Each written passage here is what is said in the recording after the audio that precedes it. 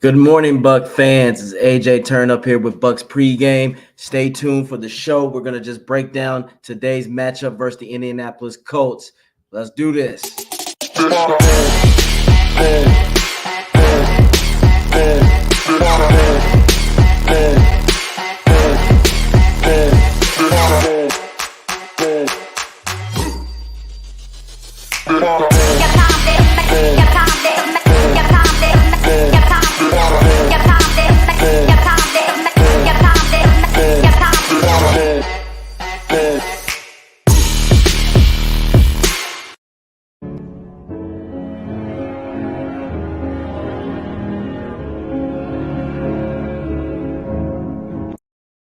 That's exactly how I want to forget the game last week. We had a lot of ups, but we damn sure had a lot of downs. But what's up, guys? Good morning. It's AJ Turn up here with the Bucs Report pregame show.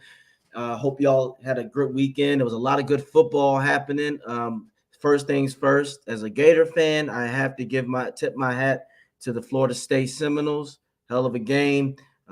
Florida just didn't want it as much as Florida State, and it showed. The beginning of the end for the Gators is when the kicker missed a field goal before halftime. He nailed it the first time, but after that basically sums up the Gators so far this season. Just can't get right. But shout out to everybody else whose teams fell short. Unfortunately, sorry about y'all, or who won. But again, good morning. So let's just get down to basically the Bucs and the Colts. Now, from what I understand, Dean will be out. Levante David will be out. Rashad White, I think he is still up in the air. And so let's just be real. Today is this game. Of course, it's always important, but it's not important just because we want to be in the playoffs. It's important for this Bucs team to take charge. And what I mean by take charge now, despite losing Levante, which will be devastating to the defense, Dean, he hasn't really done much. So I actually want to see the younger guys get a shot until Dean gets out of his own way. I really don't care. But this is still a very beatable team. The Bucs still have enough to beat this team. The Colts are not a good team as well. The Buccaneers need to take care of business today. You went up against the big dogs last week in the 49ers. You had a hell of a run. I want to reiterate to a lot of people out there, because on my own video on It's About Buck and Time about the Bucs and 49ers, I got a couple of comments in the section. People were just trying to actually really go in on my team. So I'll read one comment because I thought it was hilarious. So one guy said, Niners could have had 5 interceptions. Just be happy the Niners weren't even on their A game. Bucs could beat so y'all never had a chance. LOL. Now, I think that was cool and everything, but the Bucs last week did show some signs of fighting, especially on the offensive side when Canales got out of his own way. And what I mean by that, Canales has got to understand the strength of this team that Byron didn't understand. The strength of this offense is the passing game. You use the passing game so you can set up the run game. I continue to say this, and I'll say it again just until somebody in the Canales camp gets it right and listens to me. It's not about the scheme. It's about what you have that can make the scheme work, which is the players and their skills. When you continue to do what you're doing, trying to establish a balanced offense, you can't establish a balanced offense when you don't have the tools to do it. Rashad White is a better receiving running back. Rashad White is good at that. He's not a north and south kind of guy. Now, if you want to do that and if you want to utilize him that way, then you should do that when the defense is not loading the box. And you have Mike Evans and Godwin. If you feed them the ball early, that is going to make defenses nervous. I want to say that again. Hear me. If you feed Evans and you feed Godwin early, good things will happen. You don't have to always make these guys go out for big plays. This is what you should do. You should start mix it up a little bit. You have elite receivers for a reason. These guys are like that. They can make things happen. You just have to trust in them more than you are scared of the other opposing team. Now, how you doing, Jeff Olson? Thank you. Bucs offense will score 30 plus today. Playoff push starts now. I hope so. I really do. Castillo says, "Go Bucs." That's right. I really hope that this comment is right, Jeff. I really hope so, because this is a game where the offense should take full advantage, but at the same time, the coaching is going to have to take advantage. I keep telling people, and I keep saying this, reiterating, you have Mike Evans. Today could be the day that you can almost get him that 1,000 yards for the season. At least try. Hell, push it to where Evans could at least get 120. Get it to where Godwin could get somewhere between 70 to 80 to 90 yards.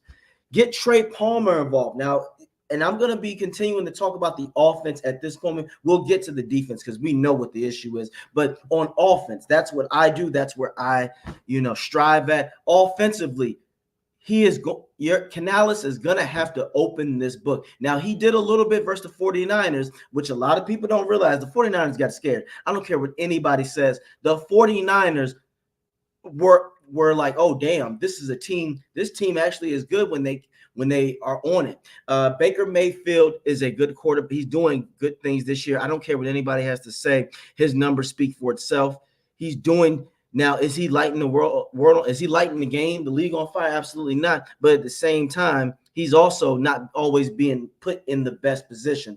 As I tell people this all the time, Baker Mayfield is not going to be your precise elite pocket passer. That's not who he is. When it comes to the offensive side, Canales, if you want to keep Baker Mayfield in the pocket, you already need to know, he should already know where he's going with the ball. His first option should already be there. He should already get that ball out between 1 to 2 seconds and have a short route. Get him in the rhythm. Baker is a rhythm quarterback, especially in the pocket. That's what you need to do. And I always say Otten should be his security blanket, because the Bucs never truly take advantage of the middle. Use Otten in the middle. And then let's get some crossing routes going with Trey Palmer. Utilize his speed. You want to tire this defense all over the field, vertical and horizontal. Get the horizontal game started first, just because a lot of linebackers out there don't necessarily have the speed to keep up with Palmer. Palmer can be utilized. He should be utilized much better. So this is what I'm saying. On offense, they have got to do that. Get that passing game going, and I guarantee you this, Canales, that run and offensive balance that you are looking for will happen, because now the box will not be loaded. And with that, now you can actually establish a real run and confuse them with the play actions. And let's get Baker in rollouts. I want to see more rollouts with the crossing where he's throwing to guys in stride. Baker Mayfield is not the problem with this offense right now. It is the coaching that is still trying to force a scheme that's not working. Now, if Rachaad White isn't in, Tucker and Edmonds are going to have to pick up the slack. Let's get some schemes where they block and they go out and run. Or if you're going to run it, you have to disguise it. I think the draw would be really good for this Bucs offense, especially if you use the pass. If you use the pass first, the HB draw could be devastating, because now it makes the opponents have to pick and hesitate, and some of them will be overzealous, and then you can establish a balanced attack, Canales. That is what needs to happen today. This Colts defense is aggressive, but as aggressive as they are, they do give up big plays. So you are going to have to be responsible, Canales, on learning how to pick up blitzes. You're going to have to know, okay, if they're going to rush all their linebackers, take over that middle of the field. Do not have a play that takes 3 to 5 seconds to develop. No, especially again if Baker's in the pocket. Now, Castillo said this. Now, Jeff Olson also said no Ryan Kelly today. V and Canty are going to have to dominate. I agree 100% on the defensive side. They are going to have to do that. Now, when it comes to the defensive side, I'm going to get there in a second. I just want to get on the offense. I just want to continue to reiterate what I want this offense to do. So we'll get there, Jeff. Thank you for that. The Bucs on offense need to stop with the penalties, as they will need more discipline. I agree with you on both sides of the ball, which means if the schemes are too complex, Canales, sometimes it's okay to less is sometimes more. Sometimes design plays where all they have to do is run a quick out route, or if they do a cutback or a go route.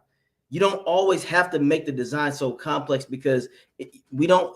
Our line is good in the passing, but at the same time, how about utilize your receivers? I keep saying it again. Evans, Godwin, Palmer, you have things there. Otten can make things happen. You just have to use him the right way. And for the run game, I say it again, the pass will help the run. Now, on the defensive side, Bowles. You already know what you need to not do. No cushion coverage. Continue to play aggressive. I don't care about the Dean situation. Had Dean played a lot more aggressive, that more than likely would not have happened. You can't just do a simple little love tap and then run off. That's not how it is. Those guys are coming at you at full speed. They're going to be running at full speed with their route. You don't know what route they're running. So when you do that and you're backpedaling, that's why he got burnt and beat real bad. I tell people this again. I will go play for that man coverage again, because a lot of people say, well, you got what you want. No, not really. I said jam. A guy like Ayuk, why didn't you just try to knock him off his route? You can't touch a guy like that and expect him to just sit there. He's going to burn you all the time. But Jeff Olson's comment, you are right. With Ryan Kelly not in today, Vita Vea and Kancey have to dominate. Now, I'm going to put more pressure on Kancey today. I'm expecting big things from Kancey today. The reason why I say that, Vita is already well known, so he's going to be the number one priority to be taken out of the game. They're going to double Vita. So with that being said, if he's going to be doubled, Kancey is going to have to make a lot of noise. Now, I cut him some slack last week because the 49ers have a very good offensive line. The Colts, they're not the 49ers. So I expect Kancey to go off today. He's going to have to. In the trenches, the Bucs on defense are going to have to win in the trenches, because we don't have an elite pass rush yet. Now, on that note, I want Yaya to start.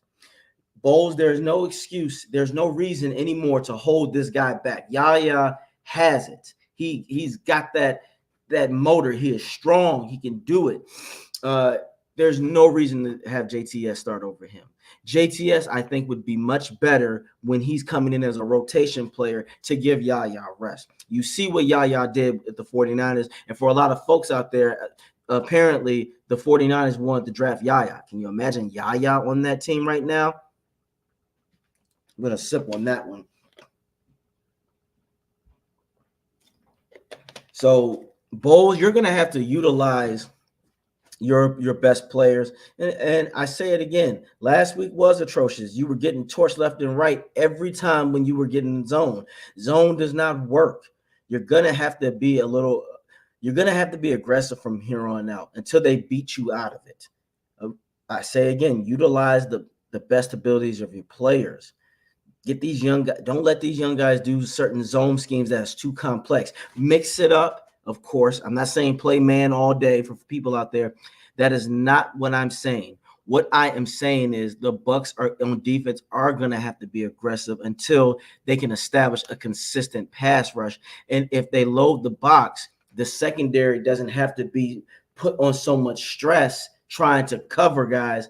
And it's not like the Colts have elite receivers that they can throw to. Now, of course, make them one-dimensional and stop the run. I'm not worried about that particularly, but don't let Gardner Minshew to tear you up down the field. Expect a lot of dink and dunks. Expect a lot of certain screens. Expect the short, shallow crossing routes, because they're going to try to take advantage because Levante David is not in.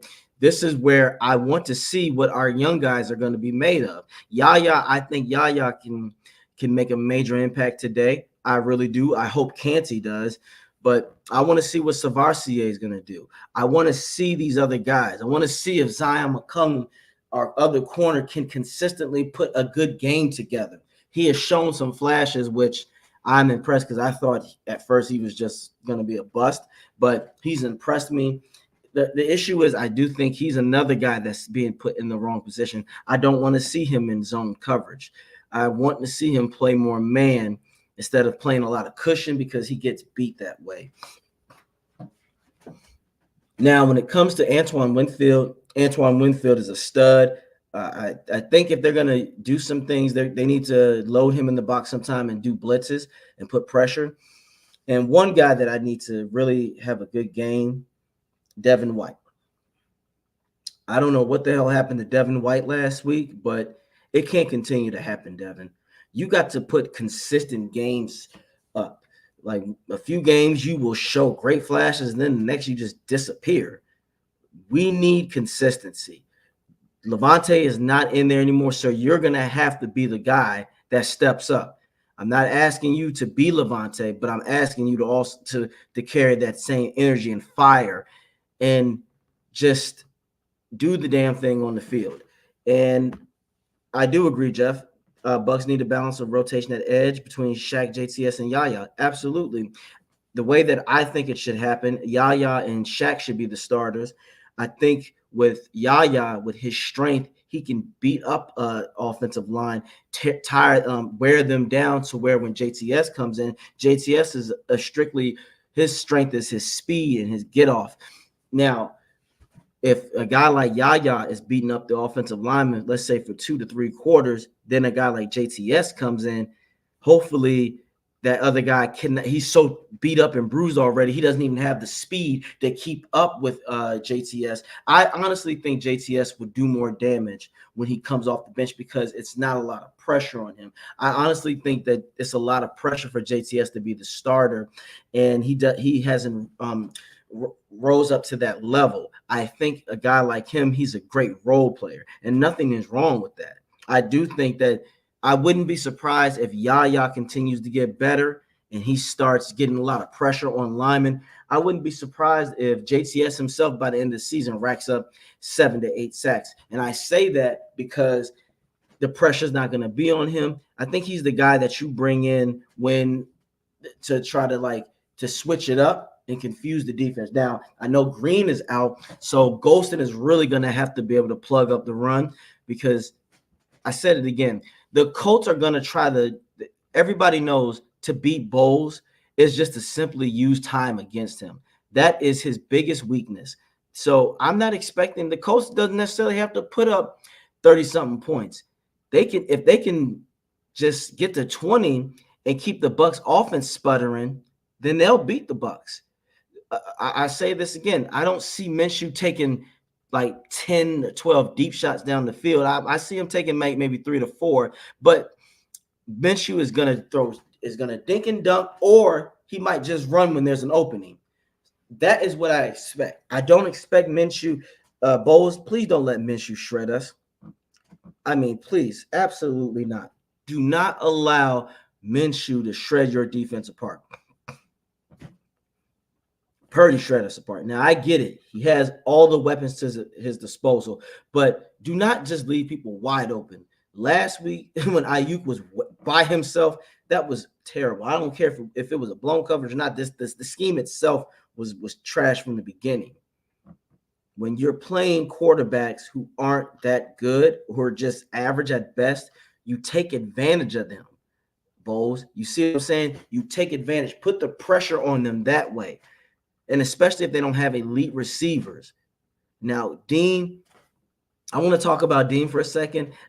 For Dean, if you're just going to always get burnt and then be injured, I need you to go on IR because you have been a liability. When you got that check, you just haven't been right. So, Dean, I need you to step up or just do some soul searching because you are not an asset to this team right now. You're a liability.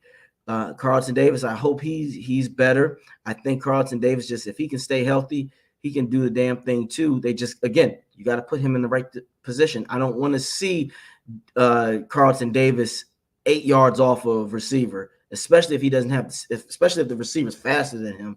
I need Bowles to utilize this team right. Stop always having quarterbacks set records on us. Last week, Purdy did something that no quarterback has done anything that spectacular since Joe Montana in 1989. That's terrible.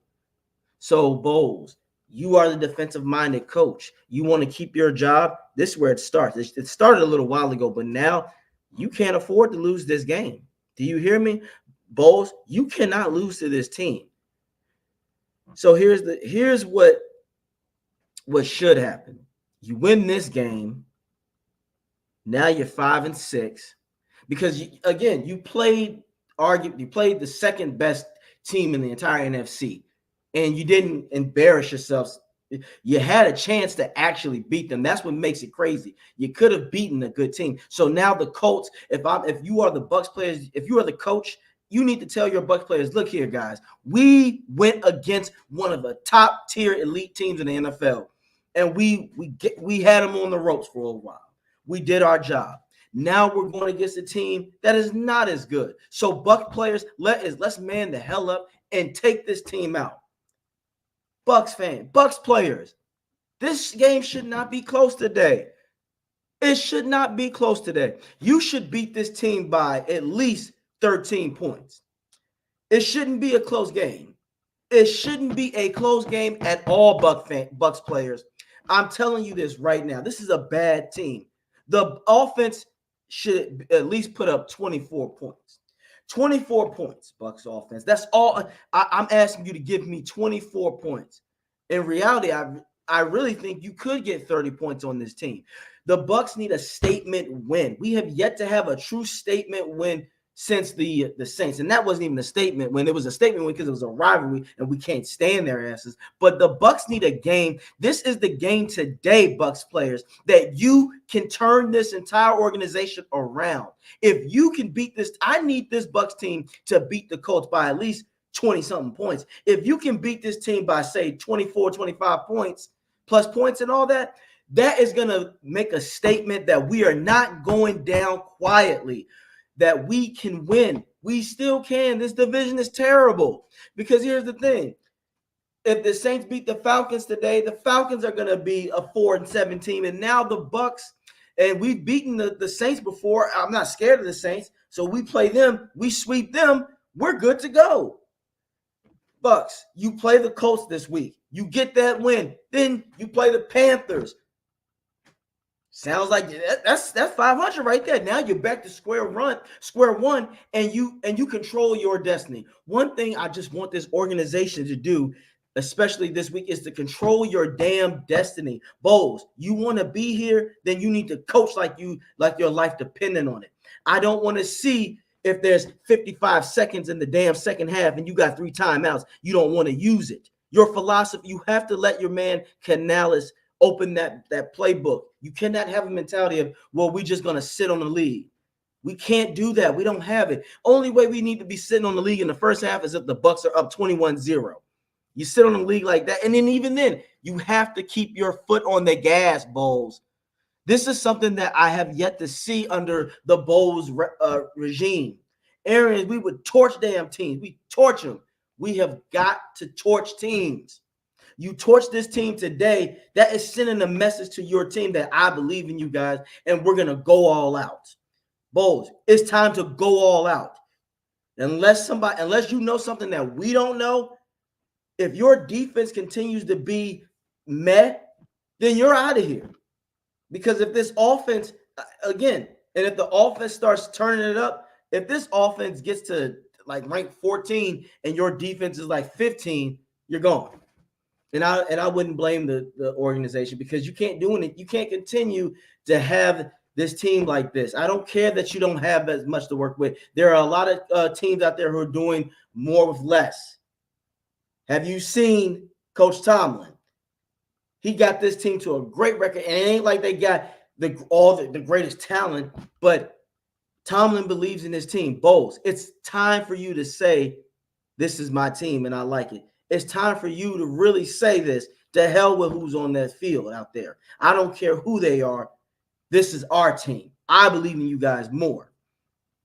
And Jeff Olson says Chris Izzian versus Josh Downs will be a matchup, big matchup day. Yes, it will be.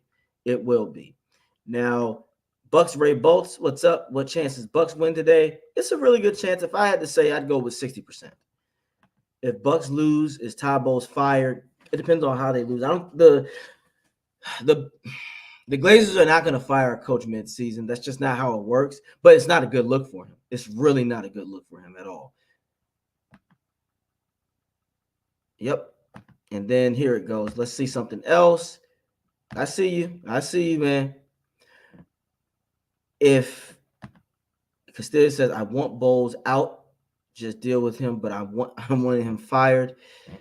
It's one of those things where if he turns this team around, let's say this. This is a crazy example scenario. Let's say if Bowles somehow gets this team to 10-7. Do you let a guy like that go? And the defense all of a sudden comes back around, and the defense becomes the top 10, and the Bucs defense is the reason why we get to the playoffs and we win one playoff game. You can't fire him then, because now it shows that he still controls the locker room and he unified the team. That's what we are evaluating Bowles on. That's what I'm evaluating Bowles on. I'm evaluating on Bowles whether or not he can continue to grow and progress and adjust. And if he can lead these men. If he can't lead these men, then no, I agree. We start from scratch and we just do what we need to do. So that is why I'm not so quick. Everybody knows that when it comes to Bowles, I don't agree with a lot of certain schemes that he does. But at the same time, if we don't have a solution immediately after we let Bowles go, that's dumb on the organization's part. We cannot just be an emotional team. We have to reflect and not just react. That is why if I was the Glazers, I'd still have coaches on standby, and they probably could. They probably are talking to people saying, hey, look, this is the direction we're going to go into. Would you be willing to do it? So I hope so. Now, Bucs Rays should have fired him after the Texans game. Yeah, that was a despicable thing. Now, if I was the Glazers after that game, I'd go down there and talk to him and say, what's going on? What's going on? And they're not going to do that. They won't be able to do that to demote him to a DC coordinator. At that point, he'd be gone. The whole point the biggest thing that I want to see out of Bowles is his willingness to adjust, to believe in the team, and to just take more risk and chances. This is the time that the Bucs cannot hold back anymore. And good morning, Christopher Cole. Good morning to you too, buddy. This is the time where they cannot hold back on anything, defensively or offensively.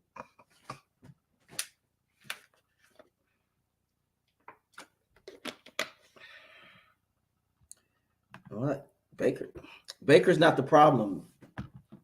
Go look at Baker's stats. He is not the problem. I don't understand why people think that he's the problem. We're going to look at Baker Mayfield's stats right now. 1 second.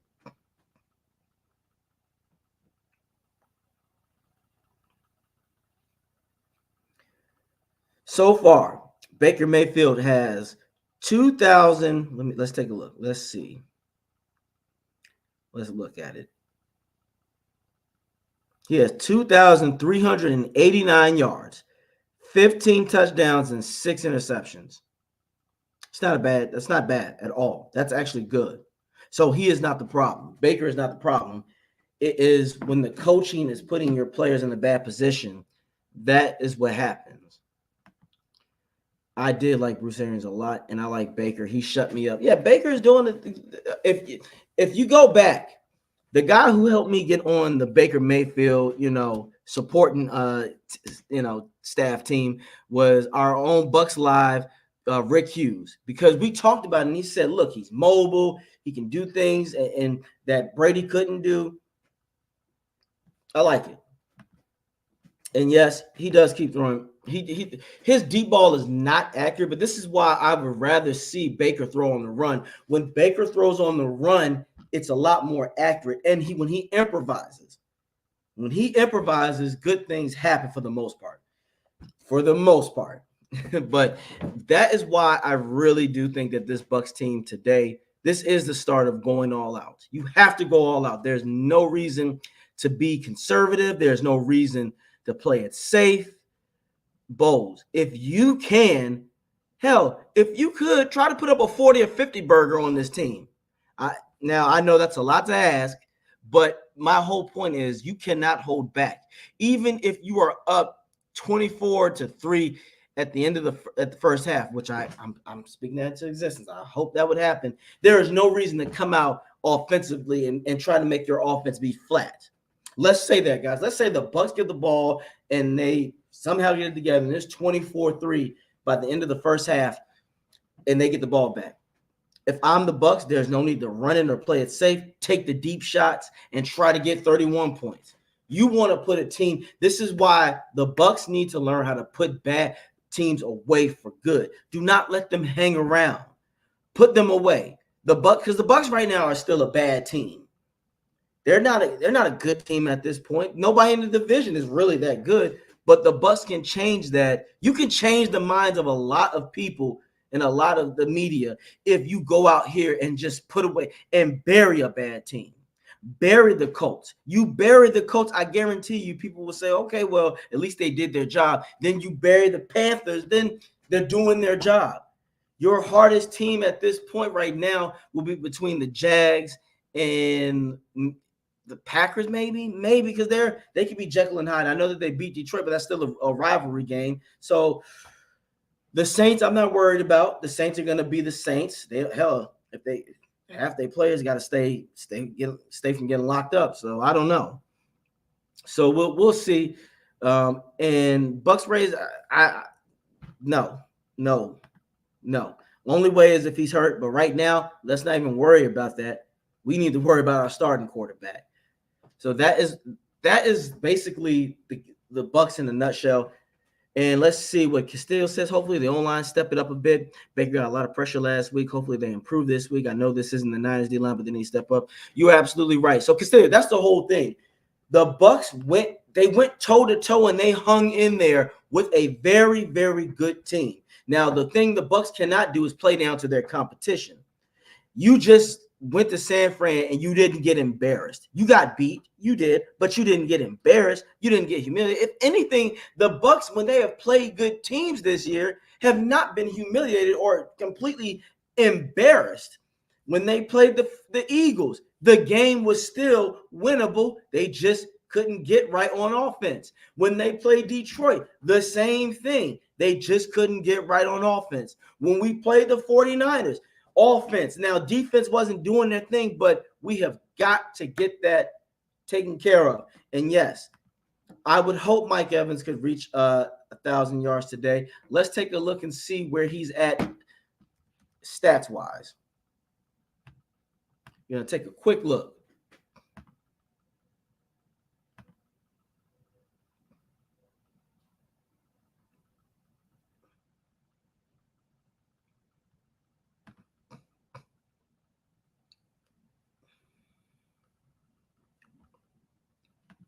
He could get it today. He is at 780 yards. Let's get Mike Evans that. This is why I said, yes, and it would be nice for Evans to get it today. It really would be. Castillo. This is why if I am Canales, you have an elite player. Get him the damn ball.